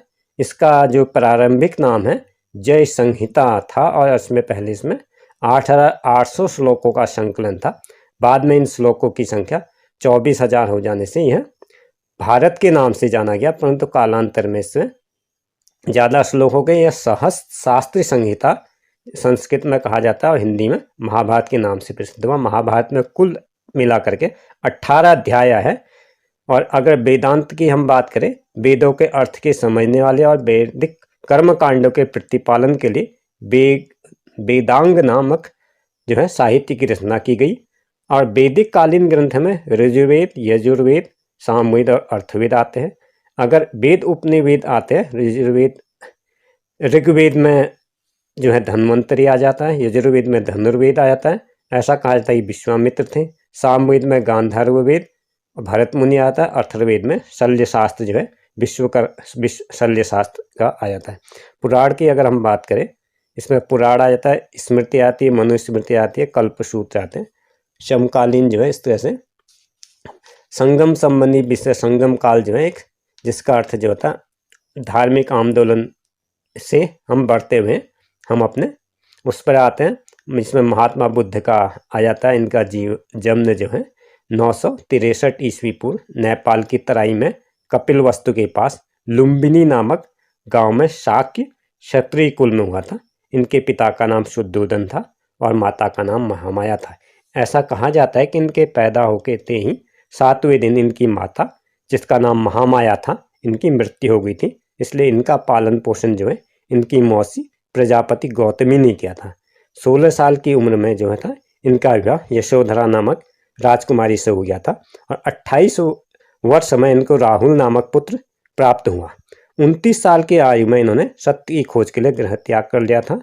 ऐसा कहा जाता है कि 35 साल की उम्र में गया, अब बिहार में है, यह उर्रुवेला नामक जगह पे पीपल के पेड़ के नीचे बैसाख पूर्णिमा की रात में इनको ज्ञान प्राप्त हुआ था। इन्होंने अपना प्रथम उपदेश जो है प्रवचन, जिसको आया था, सारनाथ में दिया था। लगभग 483 ईस्वी पूर्व 80 वर्ष की आयु में इनका देहांत कुशीनगर में हुआ था। ये आपके प्रतियोगी परीक्षा की दृष्टि से महत्वपूर्ण है। इसके जीवन के 4 दृश्य जिन्हें देखकर वैराग्य की प्राप्ति हुई, यह सभी को पता है। जीवन से जुड़े हुए 4 पशु हैं, हाथी, षाढ़, घोड़ा और शेर। जो है बुद्ध के गर्भ में जाने का प्रतीक है हाथी, षाढ़ यौवन का प्रतीक, घोड़ा ग्रह त्याग का प्रतीक और शेर समृद्धि का प्रतीक। 4 आर्य सत्य इससे आते हैं, दुख, समुद्र और इससे मुक्त होने का कारण जो है मार्ग, अष्टांगिक मार्ग कहा गया। इसके अलावा जो आता है बौद्ध महासंहिता में हीनयान और महायान बौद्ध संप्रदाय है। प्रारंभ में जब महात्मा बुद्ध ने जब अपना बौद्ध धर्म की शाखा नहीं थी, लेकिन समय बीतने के साथ इसमें विभाजन होना शुरू हो गया था। इसकी मृत्यु के बाद ही बौद्ध धर्म में विभाजन के लक्षण मिलने लगे। यही एक कारण था कि मृत्यु के कुछ समय ही बाद प्रथम बौद्ध संगीति दी गई, जिसका मुख्य उद्देश्य धर्म में उत्पन्न हुए मतभेदों को दूर करना था। इस तरह से इसमें हीनयान और महायान 2 संप्रदाय हो गए। एक तो जो था वो केवल बुद्ध के द्वारा स्थापित ही सिद्धांतों का प्रतिपालन करता था, हीनयान, और महायान जो है उसका संशोधित रूप था। ये महात्मा बुद्ध को केवल महान दृष्टि से देखते थे हीनयान वाले। महायान वाले जो का मानना था कि उसको देवतुल्य उपासना करते थे। हीनयान संप्रदाय के लोग बोधिसत्वों में विश्वास नहीं करते थे, जबकि महायान वाले बोधिसत्वों में विश्वास करते हैं। ये परीक्षा की दृष्टि से है। इसके बाद आता है जैन साहित्य के उपांग है। इसके बाद महाजनपद युग आता है 6ठी शताब्दी में। ईस्वी में 16 महाजनपदों के अस्तित्व का उल्लेख जो है बौद्ध ग्रंथ आगंतुक निकाय में प्राप्त होता है। ये आपके परीक्षा में पूछा गया है कि ये इसका जनपदों का उल्लेख किस ग्रंथ में आता है। इसमें महाजनपदों का जो है इसमें काशी, कौशल, अंग, अवध, वज्र, मल्ल, बेद, वत्स, कुरु, पांचाल, मत्स्य, शूरसेन, अस्मक, अवस्त, गांधार और काम्बोज। गांधार जो है आधुनिक अफगानिस्तान के पूर्वी भाग है, गांधार के महाजनपद का था, और कंबोज जो है कश्मीर का उत्तरी भाग, गांधार के उत्तर का प्रमुख महाजनपद में स्थित था। इसके अलावा अगर कुरु की बात करें, ये यमुना नदी किनारे इंद्रप्रस्थ हस्तिनापुर के आसपास का क्षेत्र महाजनपद है। अब इसके बाद आता है मगध साम्राज्य आ जाता है। मगध साम्राज्य 600 ईस्वी पूर्व से 300 ईस्वी पूर्व था, 6ठी शताब्दी ईस्वी पूर्व में। उसके बाद उत्तर भारत में जिन राज्यों को मध्य राजनीतिक एकाधिकार के लिए स्ट्रगल चल रहा था, उसमें मगध, अवंती, वत्स और कौशल प्रमुख थे। भौगोलिक दृष्टि से ये सभी राज्य भारत के केंद्र में स्थित थे, इसलिए इन्हीं राज्यों में जो है राज्य के इस तरह से आए। इसमें जो है प्रमुख राजवंशों का उदय हुआ था, जिसमें आता है राजा की अगर हम बात करें बिंबिसार है, उसके बाद श्रीलड़माचा अजातशत्रु, इसके बाद आता है दर्शक, उद, यीन, शिशुनाग, काकवर्ण, क्षेमजित, नंदवर्धन, महानंदिनी, महामदुन और उसके 8 पुत्र क्षेम वत्सन। बौद्ध साहित्य के में जो लिखा गया है उसके अनुसार मगध के शासक जो है हर्यक्ष हैं, वंश है, जिसका बिंबिसार था। और इसके बाद आता अजातशत्रु, और इसके बाद है उद, यीन और उसके उत्तराधिकारी शिशुनाग का लाकोश। इसके बाद आता नंदवंश, नंदवंश में महापद्मंद और उसके भारत पर। इसके बाद विदेशी आक्रमण, अगला जो चैप्टर आता है परीक्षा की दृष्टि से भी यह काफ़ी महत्वपूर्ण है। इसमें भारत पर ईरानी आक्रमण जो है ये है हखमनी वंश के संस्थापक साइरस महान कुरूश ने जर्सिया के रेगिस्तानी भाग से होकर भारत पर आक्रमण करने का प्रयास किया था, लेकिन वह सफलता उसको नहीं मिल पाई थी। इसके बाद अगर हम आते हैं परीक्षा की दृष्टि से जो आपका महत्वपूर्ण है, ये जो मैंने अभी बताया था उसमें अशोक के कुछ स्तंभ आते हैं, वो सांची, सारनाथ, कौशाम्बी में है। और अशोक के स्तंभ लेख जो है, स्तंभ लेखों की संख्या आपका पूछा जाता है अशोक के कितने स्तंभ लेख हैं, तो अशोक के स्तंभ लेखों की संख्या 7 है, जो कि 6 विभिन्न स्थानों पर पाषाण स्तंभ पर लिखे गए हैं। इनके नाम क्या है? दिल्ली टोपरा, दिल्ली मेरठ, लोरिया अराज, इस तरह से प्रयाग में। अशोक के उत्तराधिकार की अगर हम बात करें, सम्राट अशोक की मृत्यु के बाद किसी भी उत्तराधिकारी को उनके समान योग्य नहीं होने के कारण ही मौर्य वंश का पतन हो गया था। कुछ विद्वान जो है कुणाल को अशोक का उत्तराधिकारी मानते हैं। उसके बाद जो है कुणाल ने 8 वर्षों तक शासन किया था। कुणाल के बाद दशरथ एक शासक थे, दशरथ ने भी 8 साल तक शासन किया था। दशरथ के बाद संप्रति, शलीशुक, देववर्धन, सातधनुष नामक राज हुए। उसके बाद मौर्य साम्राज्य का अंतिम शासक स्थायी, इसके लगभग उसकी दुर्बलता का लाभ उठाकर 184 ईस्वी पूर्व में उसकी हत्या कर दी थी और उसके सिंहासन पर अधिकार हो गया था। मौर्यकालीन अगर हम बात करें एडमिनिस्ट्रेशन का क्या उसमें रोल होता था, इसमें मंत्री होता था, पुरोहित, सेनापति, युवराज, समाहर्ता, सन्निधाता, नायक, दुर्गपाल, अंतपाल, इस तरह से मंत्री परिषदाध्यक्ष, परिषद का मुख्य अध्यक्ष होता था मौर्यकालीन प्रशासनिक सेवा में।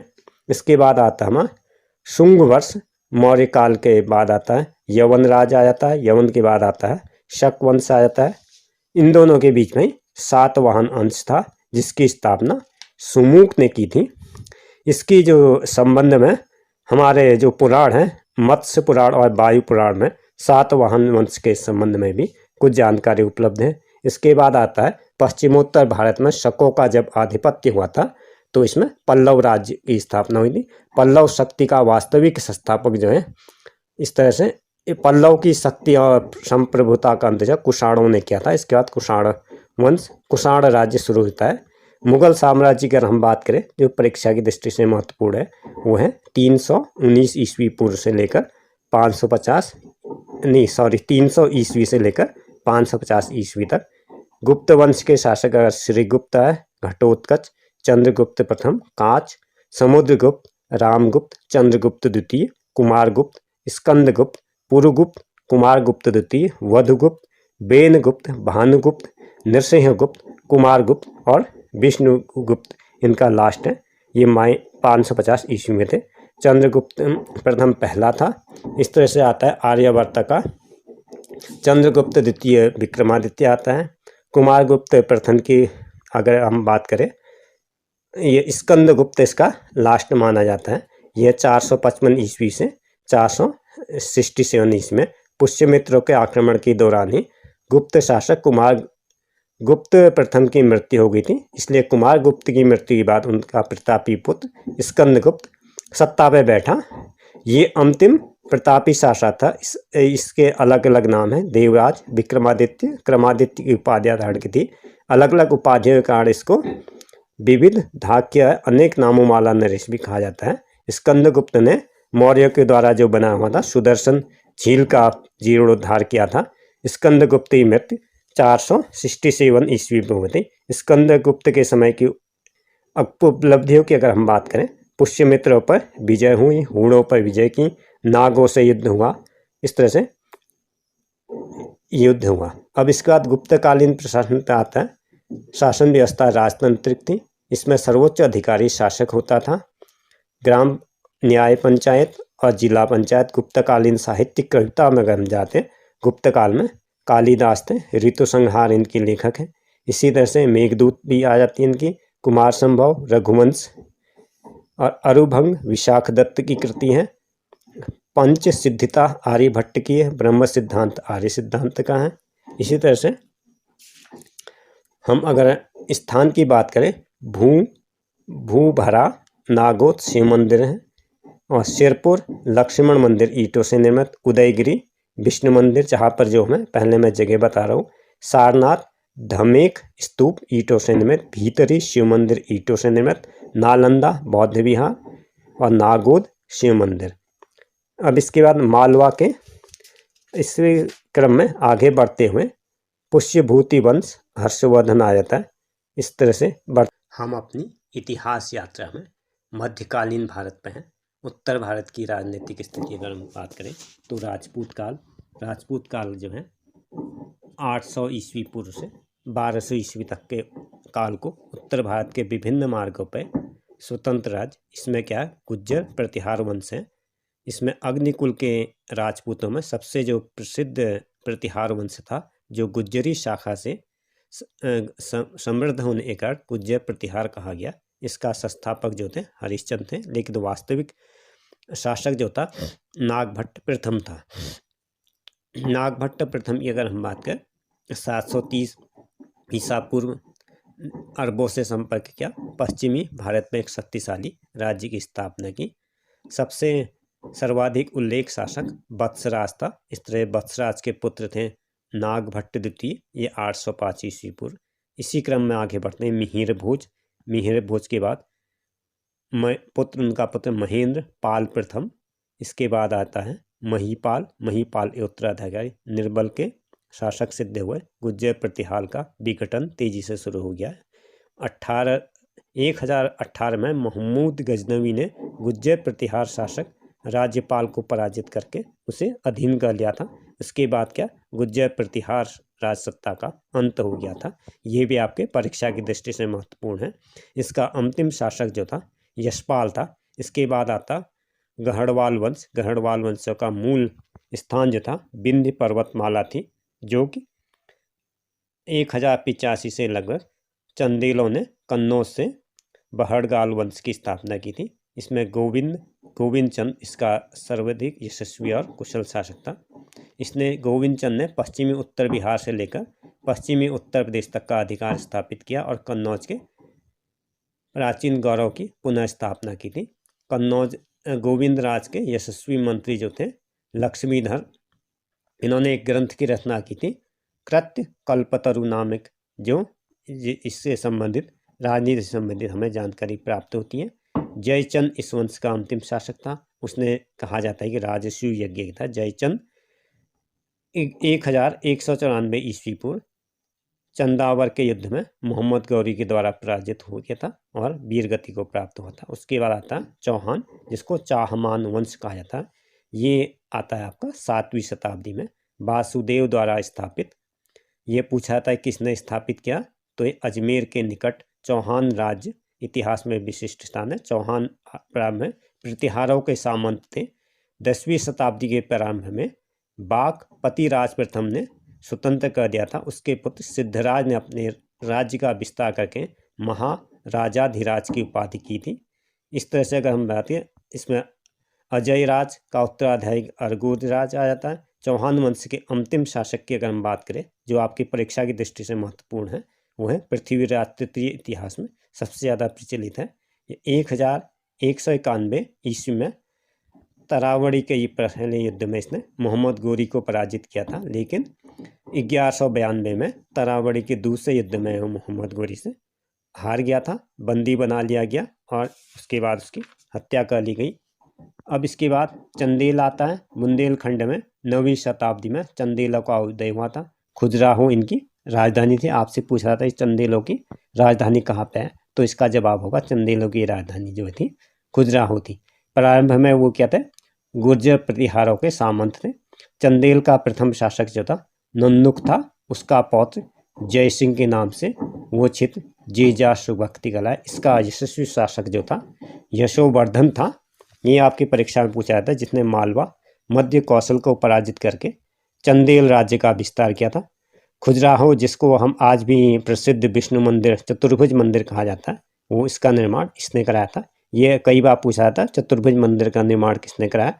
जो चतुर्भुज विष्णु का मंदिर जो था यशोवर्धन ने कराया। यशोवर्धन का पुत्र इसके बाद आया धंग था, जो चंदेल वंश का सर्वाधिक सबसे ज़्यादा महत्वपूर्ण राजा था।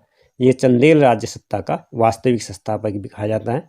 इसके बाद अगर हम आगे बढ़ते हैं चंदेल वंश का अंतिम शासक जो था परमादिदेव था, जो कि 1182 में पृथ्वीराज तृतीय से पराजित किया था। अब इसके बाद आगे बढ़ते हम मालवा के भरमार आते हैं, उसके बाद गुजरात में आते हैं चालुक्य वंश, सोलंकी वंश आता है, और बंगाल का पाल वंश है। जिसमें आपका ये महत्वपूर्ण प्रश्न बन गया, पाल वंश की स्थापना बुद्ध धर्म के अनुयायी गोपाल ने की थी, और कब की थी? 750 से 770 ईस्वी के बीच में थी।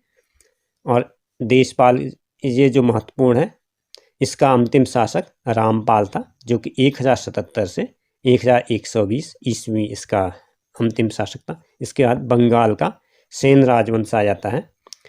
पाल वंश के पतन के बाद बंगाल में सैन राजवंश स्थापित हुआ था। इस वंश की स्थापना सामंत सैन ने की थी।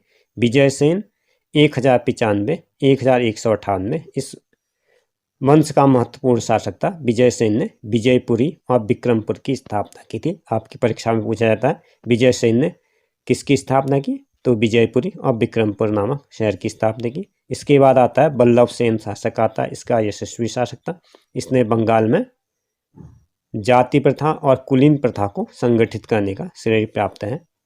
इससे अगर हम इसी क्रम में आगे बढ़ते हैं तो लक्ष्मण सेन आ जाता है। मोहम्मद बिन खिलजी ने उसकी राजधानी पर अधिकार कर दिया था। इसके बाद आता है राष्ट्रकूट वंश आ जाता है। इसके बाद यदि हम अपने देश दिल्ली की बात करें तो दिल्ली सल्तनत जो है 1206 से 1526 ईस्वी में है। इसमें जो गुलाम वंश पहले आता है। गुलाम वंश के शासक जो कुतुबुद्दीन ऐबक, आराम शाह, इल्तुतमिश, फिरोज शाह, रजिया सुल्ताना, बेराम शाह, अलाउद्दीन मूसुक शाह, नसरुद्दीन मोहम्मद, गयासुद्दीन बलबन, बेकुवात क्यूमस। कुतुबुद्दीन ऐबक तुर्किस्तान के उच्च कुल में पैदा हुआ था, परंतु बचपन से ही अपने सगे संबंधियों से बिछुड़ गया था, इसलिए इसको दास बना लिया गया। उसे निशापुर फारस देश के प्रधान काजी फखरुद्दीन ने खरीदा। इसको जो था मोहम्मद गोरी ने उससे खरीद लिया था। इसी क्रम से आगे बढ़ते हुए रजिया सुल्तान आता है, बाराम शाह आते हैं। रजिया जो है नहीं, अगर हम रजिया सुल्तान इतिहास में इस दृष्टि से महत्वपूर्ण है कि पहली बार किसी महिला को शासन की उपाधि जो थी रजिया सुल्तान ने ली। सॉरी, ये मेरे से कुछ गलती हो गई, इसको कृपया दोबारा सुन लीजिए। रजिया सुल्तान जो थी मध्यकाल की पहली मुस्लिम शासिका थी, जिसने इस्लामी परंपराओं के विरुद्ध शासन की डोर संभाली थी। जैसे हमारे यहाँ महारानी लक्ष्मीबाई थी, जो कि शासक बनी और महिला भी थी। रजिया के शासन में बैठते ही सबसे बड़ी विशेषता ये थी कि दिल्ली की जनता ने पहली बार उत्तराधिकारी के प्रश्न पर स्वयं निर्णय लिया था। सुल्तान के पद की प्रतिष्ठा में वृद्धि के लिए रजिया ने कई उपाय किए थे। उसने पहली बार पर्दा प्रथा का त्याग किया था, और पुरुषों की तरह जो कुआ, जो पुरुषों का वो माना था, कोट और टोपी को धारण कर दरबार में आना शुरू किया था। तुर्की गुलाम सरदारों की शक्ति को बैलेंस करने के लिए रजिया ने गैर तुर्कों का एक प्रतिष्ठित दल संगठित किया था। रजिया दिल्ली सल्तनत की पहली तुर्क सुल्तान थी, जिसने अमीरों और मालिकों को अपनी आज्ञा मानने पर बाध्य किया था। रजिया का सुल्तान होना तत्कालीन इन अमीरों के लिए एक असहनीय था। होते ही आजकल जो बदायूं, झांसी, सुल्तान और लाहौर के अपनी अपनी सेनाओं के साथ दिल्ली को घेर लिया था, लेकिन रजिया ने अपनी कूटनीति का सहारा लिया और उनमें आपस में फूट डलवा दी। इस तरह से ये जो है रजिया ने जो है इस याकूत को ज़मीर आखुर के पद पर नियुक्त किया, जिस पर इसकी विशेष कृपा थी। इससे भटिंडा के सूबेदार मालिक अल्तुनादर ने रजिया के विरुद्ध जो विद्रोह किया था। इसके बाद आते हैं हम बाराम शाह जो इल्तुतमिश का तृतीय पुत्र था। इसका जो था शासनकाल 1240 से 1242 के लगभग इसका समय था। इसके बाद अलाउद्दीन मसूक शाह है, फिर नसरुद्दीन महमूद है। इसके बाद गयासुद्दीन बलबन जो था इल्लरी जाति का तुर्क था, उसका मूल नाम जो है बहाउद्दीन था, और ऐसा कहा जाता है कि उसके पिता जो थे 10,000 परिवारों का खान था। बचपन में किशोरावस्था में ही इसको मंगोल पकड़ के ले गए थे, और उन्होंने भी इसको जैसे बीज दिया जाता था, जमाउद्दीन को बीज दिया था। लेकिन अपने उससे ही शासन बन गया था। बलबन ने अपने पुत्र मोहम्मद खां की मृत्यु के तीव्र आघात पहुंचा और इस तरह से 1287 में ही बलबन की मृत्यु हो गई। यह आपके प्रश्न में पूछा गया है। बलबन ने अपनी मृत्यु से पहले अपने दिवंगत शाहजादा मोहम्मद के पुत्र केसु खां को अपना उत्तराधिकारी आया था। इसके बाद आया था खिलजी वंश, खिलजी वंश में आया था अलाउद्दीन खिलजी आया था, फिर आया था तुगलक वंश। अगर हम एग्जामिनेशन के पॉइंट ऑफ व्यू से देखते हैं तो अकबर के शासनकाल में जो था प्रमुख घटनाएं जो थी, पानीपत का द्वितीय युद्ध था। इन्होंने एक नवीन कैलेंडर चलाया था, दीन ए इलाही धर्म चलाया था आपस में। इसको कई जगह तौहीद ए इलाही के नाम से भी जाना जाता है, जिसमें नवीन धर्म। यह था 1582 सन की बात। अकबर ने 1583 में एक नया कैलेंडर जिसका नाम था इलाही संवत भी प्रचलित किया था। 3 अक्टूबर 1605 को अकबर की मृत्यु हो गई थी और मृत्यु हुई थी सिकंदरा आगरा में। और इसके राज्य की प्रमुख घटनाएं क्या थी? पानीपत का द्वितीय युद्ध था, बैरम खां का पतन था, पर्दा प्रथा प्रारंभ थी, पर्दा प्रथा का अंत, दास प्रथा का अंत, तीर्थ यात्रा से कर की हटा दिया था, जजिया कर की समाप्ति हो गई थी, चित्तौड़ की विजय, फतेहपुर सीकरी की स्थापना, मान सरदारी प्रथा का प्रारंभ और इबादत खाने का निर्माण फतेहपुर सीकरी में, हल्दी घाटी की लड़ाई। इबादत खाने में सभी धर्मों को, चाहे हिंदू मुस्लिम हो, उनको एक जगह इकट्ठा होने की छूट दी थी। मनहर की घोषणा की, दीन इलाही की स्थापना थी और कुछ विशेष दिनों पर पशु बलिदान जो था उस पर इन्होंने रोक लगाई थी। जो हिंदू भी इनके दरबार में काफ़ी थे, जैसा कि बीरबल हम सभी लोग जानते हैं, नवरत्न थे, टोडरमल था, इसके अलावा भगवान दास था, तानसेन, मान सिंह, अब्दुद्दीन था, मुल्ला दो प्लाजा और फैजी। जैसा कि हम सब देखते हैं कि नवरत्न में दोनों को शामिल किया गया था। साहित्य की दृष्टि से भी इस समय में काफ़ी तरक्की हुई थी। इसके बाद जहांगीर का आता है, फिर आता है शाहजहाँ, फिर औरंगजेब आता है, बहादुर शाह प्रथम, जहांगीर शाह, इस तरह से आगे बढ़ते हैं मोहम्मद शाह। मुगल कालीन प्रांत में उत्तर भारत के प्रमुख सूबे, ये भी परीक्षा की दृष्टि में पूछा था। मुगल कालीन प्रमुख इमारतें जो थी, काबुली बाग की मस्जिद, पानीपत बाबर ने बनाई, किला-ए कुरना दिल्ली शेरशाह ने बनाया। शेरशाह, अगर हम परीक्षा के पॉइंट ऑफ व्यू से देखें तो इसमें जो आपकी परीक्षा में पूछा जाता है, मुगल काल की प्रमुख रचनाएं आती हैं। एक गुरु गोविंद सिंह है, विचित्र नाटक, जाप साहिब, ये भी है, गुरु अर्जुन देव, गुरु ग्रंथ साहिब जो इस काल में रचनाएं लिखी गई, गुरु रामदास दशबोध लिखा गया, ज्ञानेश्वर ज्ञानेश्वरी लिखा गया, परम सुंदर अकबर शाही श्रृंगार दर्पण, जगन्नाथ पंडित के द्वारा लिखा गया, गंगलहरी रस गंगाधर, कवींद्र आचार्य के द्वारा कवींद्र कल्पतरु, सेनापति के द्वारा कविता रत्नाकर, इसके बाद इसके अलावा केशवदास अलंकार मंजरी, कविप्रिया, रसिक प्रिया, रामचंद्रिका, विज्ञान गीता, ये आपकी परीक्षाओं में पूछे गए। रसखान, रसखान ने लिखा प्रेम वाटिका, सूरदास, सूरदास पर अगर हम आते सूरसागर, साहित्य लहरी, सूर, सूरावली, तुलसीदास हम सभी लोग जानते हैं, रामचरितमानस, विनय पत्रिका, मोहम्मद सलेख ने लिखा आलम ए सलेख, अल मसूरी, मखजूब साहिब, मोहम्मद हासिफ खासी आ, तारिक शाकी खा, मोहम्मद शाकी मुस्तैद शाह, मशिक असलई, मोहम्मद वारिस शाह, पदाशाह नामा और अब्दुल कादिर बदायनी ने भी कुछ रचनाएं लिखी हैं। इस तरह से अगर हम जाते हैं बाबर, जैसा कि हम चाहते तुजुके बाबरी, गुलबदन बेगम, हुमायूंनामा, अब्दुल फजर अकबरनामा और आईने अकबरी, निज़ामुद्दीन अहमद तक तवाक़त एक अकबरी, फरिश्ता तारिक फ़र्ज, फैजी, लीलावती, जोहर, तज़फीरात ए उलिकियात। इस तरह से वैसे तो बहुत सारे कवि आते हैं, लेकिन इसमें जो आपके परीक्षा की दृष्टि से पूछे गए मैं उन्हीं को कर रहा हूँ। इसके अलावा भी बहुत सारे छूट सकते हैं क्योंकि ये काफ़ी वाइड एरिया है। इस तरह से फाहियान भी एक चीनी यात्री था, ये भी कई बार पूछा जाता है। अगर विदेशी इतिहास के भारतीय इतिहास में पूछा गया क्या ये आपके आ जाते हैं मुख्य प्रसिद्ध युद्ध सिकंदर पौरस युद्ध, ये 326 ईस्वी पूर्व हुआ था, जो सिकंदर और पौरस के बीच में हुआ था।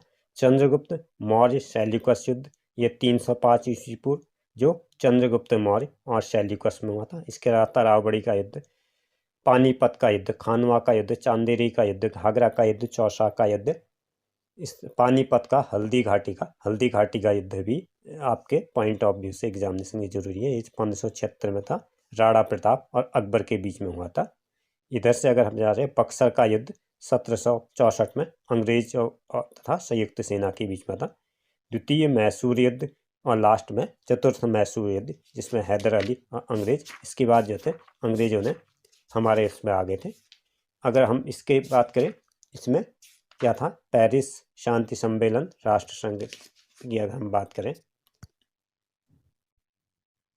अगर हम ब्रिटिश एम्पायर की बात करें तो 1857 की क्रांति के बाद भारत का शासन कंपनी के हाथ के स्थान पर ब्रिटिश सरकार के हाथ में चला गया। उससे पहले क्या था, ईस्ट इंडिया कंपनी ही इसका काम देखती थी, नहीं अब ब्रिटिश सरकार के हाथ में चला गया। भारत की जनता ब्रिटिश महारानी विक्टोरिया की प्रजा हो गई थी। भारत के गवर्नर जनरल की उपाधि वाइसराय अर्थात ब्रिटिश साम्राज्य के प्रतिनिधि की हो गई थी। भारत की स्वतंत्रता प्राप्ति के समय अर्थात 15 अगस्त 1947 तक भारत की सत्ता ब्रिटिश शासक के अधीन रही। और इसी तरह से इसमें जो अधिनियम आ रहे वो आपके आ रहे 1858 का भारत अधिनियम, इसको act for the better government of India कहा जाता। इसके तहत जो है ब्रिटिश को दे दिया गया था, वाइसराय को दिया गया था, जो सीधा प्रतिनिधि कहलाता था। इसके बाद आता है आपका 1861 का भारत परिषद अधिनियम, जिसमें प्रशासन के सुधार के लिए एक अधिनियम पारित किया गया था। इसके बाद आता है आपका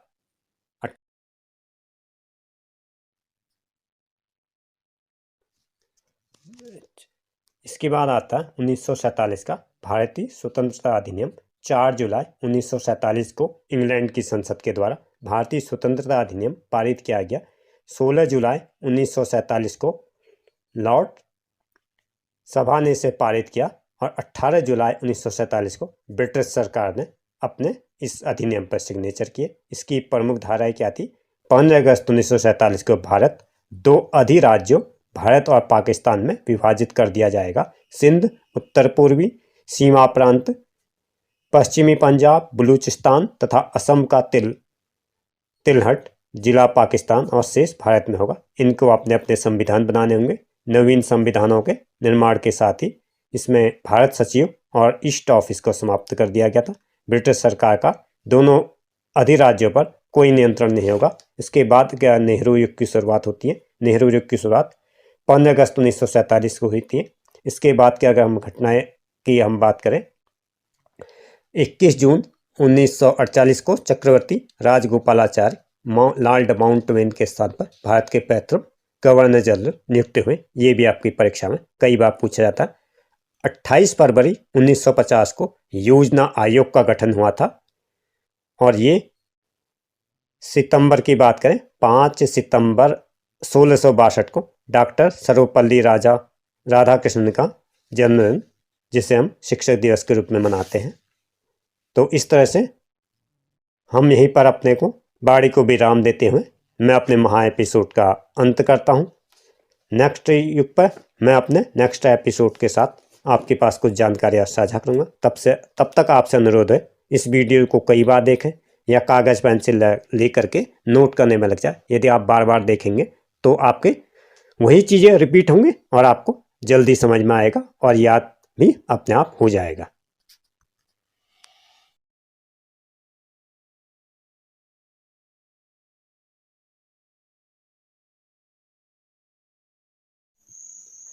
आज का लास्ट क्वेश्चन है प्रश्न संख्या 198 के अनुसार वंदे मातरम का संपादन किसने किया? यह प्रश्न परीक्षा में अक्सर पूछा जाता है और जो कैंडिडेट हैं रविंद्रनाथ टैगोर या बंकिम चंद्र चटर्जी लिखकर आ जाते हैं। जबकि आपको ये पता होना चाहिए कि वंदे मातरम एक समाचार पत्र का नाम भी है। तो ये इस प्रकार से होता है, वंदे मातरम एक क्रांतिकारी समाचार पत्र है। इसका संपादन अरविंद घोष ने किया था। जैसा कि यहाँ पर हमारे विकल्प हैं अरविंद घोष, भगत सिंह, रविंद्रनाथ टैगोर और बंकिम चंद्र चटर्जी, तो इसको अरविंद घोष ने किया था। असल में हुआ क्या था, हम इससे जुड़े हुए अगर घटनाओं पर देखते हैं तो लॉर्ड कर्जन ने 20 जुलाई 1905 को बंगाल का विभाजन किया, क्योंकि वो हमारी राष्ट्रीय एकता को ख़त्म करने के चाहते थे। इसलिए राष्ट्रीय एकता को ख़त्म करने के हथियार के रूप में जिसका जो था पूरे बंगाल में विरोध हुआ था। और ये विरोध किस तरह से हुआ कि स्वदेशी अपनाओ विदेशी हटाओ, या विदेशी कपड़ों की भी उस टाइम में होली जलाई गई। अनेक क्रांतिकारियों ने अपने अपने तरीके से इसका विरोध किया। जो लेखक थे उन्होंने क्या किया, अपनी लेखनी को हथियार बनाना शुरू कर दिया। इसी तरह से अरविंद घोष ने एक वंदे मातरम नाम से एक क्रांतिकारी अखबार के तहत जो है देशभक्ति की ज्वाला भड़काई। इसी तरह से भूपेंद्र नाथ ने युगांतर को संपादित किया।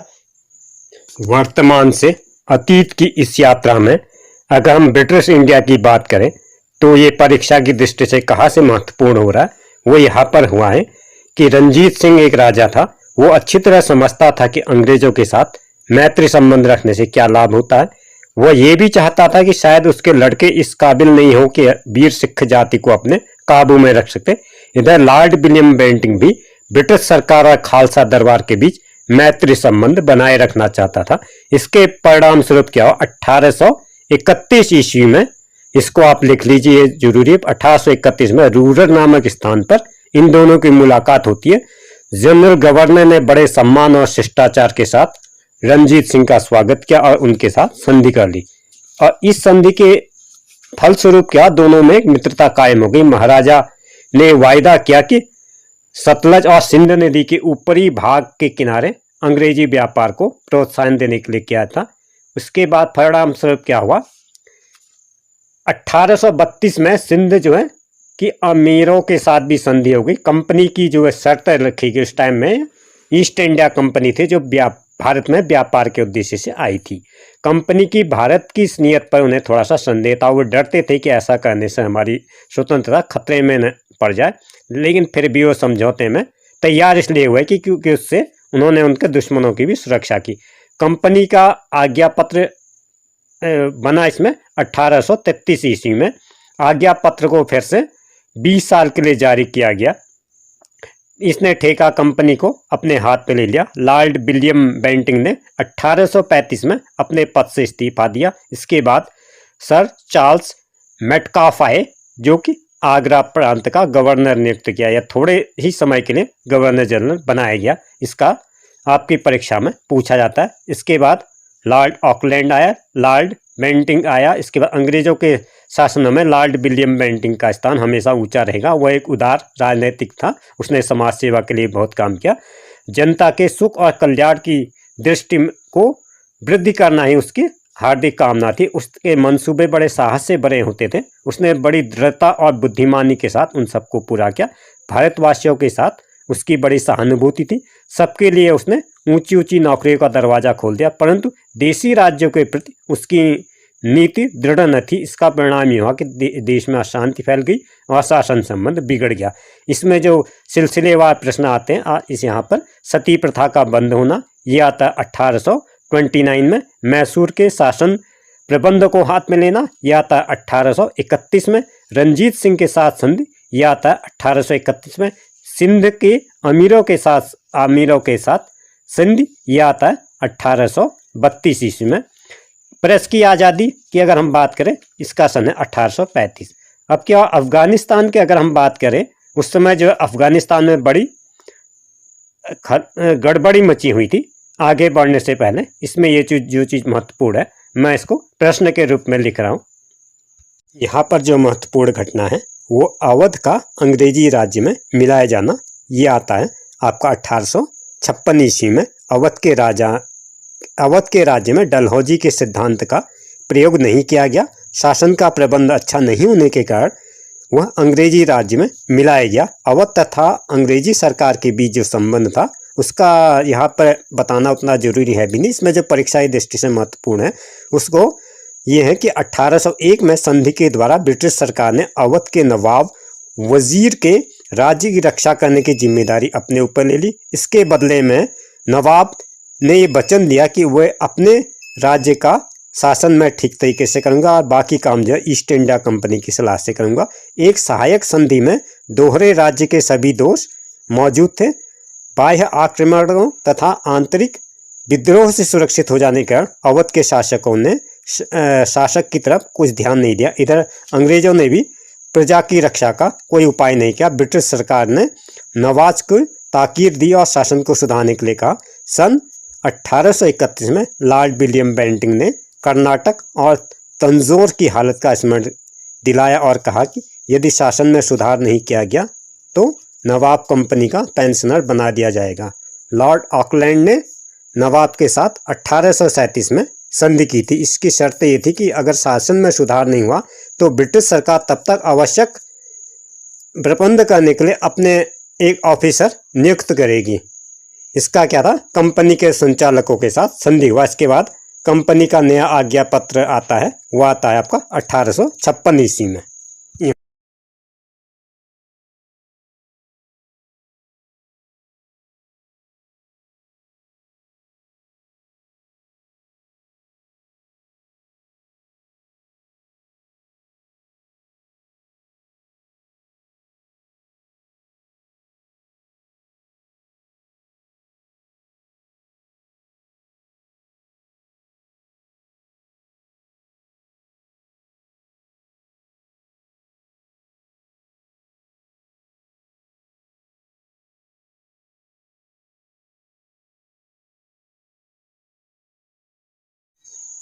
प्रश्न संख्या 397 के अनुसार शंकराचार्य किस राज्य में पैदा हुए? आदि शंकराचार्य किस राज्य में पैदा हुए? विकल्प है केरल, उत्तर प्रदेश, तमिलनाडु और कर्नाटक। तो इसका सही जवाब है शंकराचार्य केरल में पैदा हुए। शंकराचार्य का जन्म केरल में 780 ईस्वी में हुआ था। भारत के प्रमुख दार्शनिकों में उनकी गिनती होती है। शंकराचार्य आध्यात्मवाद के प्रतिपादक थे। अगला प्रश्न संख्या 398 के अनुसार कालिदास किसके समकालीन थे? विकल्प है ए अकबर, बी बाबर, सी चंद्रगुप्त द्वितीय और डी मोहम्मद तुगलक। तो इसका सही जवाब है कालिदास जो है चंद्रगुप्त द्वितीय के समकालीन थे। हम कालिदास के बारे में देखें तो कालिदास को साहित्यिक इतिहास में भारत के संस्कृत के कवियों तथा नाटककारों के शिरोमणि माना जाता है। कालिदास को गुप्तकालीन सम्राट चंद्रगुप्त द्वितीय के समकालीन माना जाता है। इनकी प्रमुख कृतियाँ क्या हैं, ये भी कई बार पूछ जाता है। ऋतु संहार, कुमार संभव, मेघदूत, रघुवंश। प्रश्न संख्या 399 के अनुसार महात्मा गांधी जी की मृत्यु कहाँ हुई थी? हमारे विकल्प आ रहे हैं। Number A Delhi, number B Gujarat, number C Jaipur और नंबर डी अमृतसर। तो इसका सही जवाब है दिल्ली में महात्मा गांधी जी की मृत्यु हुई थी। कई बार आपसे पूछा जाए किस तारीख को इनकी मृत्यु हुई थी, तो इनकी तारीख है 30 जनवरी 1948 को। और किसने उनको गोली मारी, कई बार पूछा जाता है, तो नाथूराम गोडसे ने महात्मा गांधी जी की हत्या की थी और दिल्ली शहर में गोली मारी थी।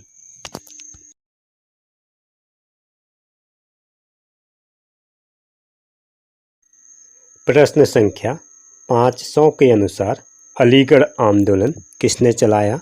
इसके विकल्प हैं।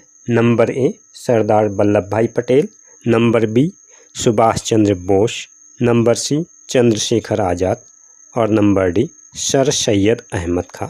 तो इसका सही जवाब है अलीगढ़ का आंदोलन जो है सर सैयद अहमद खां ने चलाया। अगर हम इस आंदोलन की बात करें जो कि अलीगढ़ से चलाया गया, जैसा कि इसके नाम से स्पष्ट है, कई बार इसकी तारीख पूछी जाती है, तो इसकी तारीख है 1877 में अलीगढ़ में आंग्ल मुस्लिम स्कूल, जिसे बाद में मोहम्मद एग्लो ओरिएंटल स्कूल भी कहा गया था, इसकी स्थापना की। और ये स्थापना की 1920 में। ये भी आप लिख लीजिए, इसकी स्थापना 1920 में हुई थी। उसके बाद क्या है, जो हम आजकल अलीगढ़ मुस्लिम विश्वविद्यालय हैं, इसी के परिणाम स्वरूप अलीगढ़ मुस्लिम विश्वविद्यालय का अस्तित्व हमारे सामने आया था। ये जो आज का यह वीडियो समाप्त होता है। यदि चैनल पर पहली बार है तो सब्सक्राइब करने के साथ साथ बेल आइकन को प्रेस करके ऑल पर सेट कर दे, ताकि आने वाले वीडियो का नोटिफिकेशन आपको मिलता रहे। जीके के अलावा करंट अफेयर्स पर आधारित वीडियो भी उपलब्ध है। यदि आप स्टूडेंट हैं, इस चैनल पर आपको फिजिक्स, केमिस्ट्री, मैथ्स के वीडियोज भी उपलब्ध हो जाएंगे, जिसका लिंक मैंने ऑलरेडी डिस्क्रिप्शन में दे रखा है। आप वेबसाइट के माध्यम से भी इस चैनल पर और सब्जेक्ट नोट्स प्राप्त कर सकते हैं।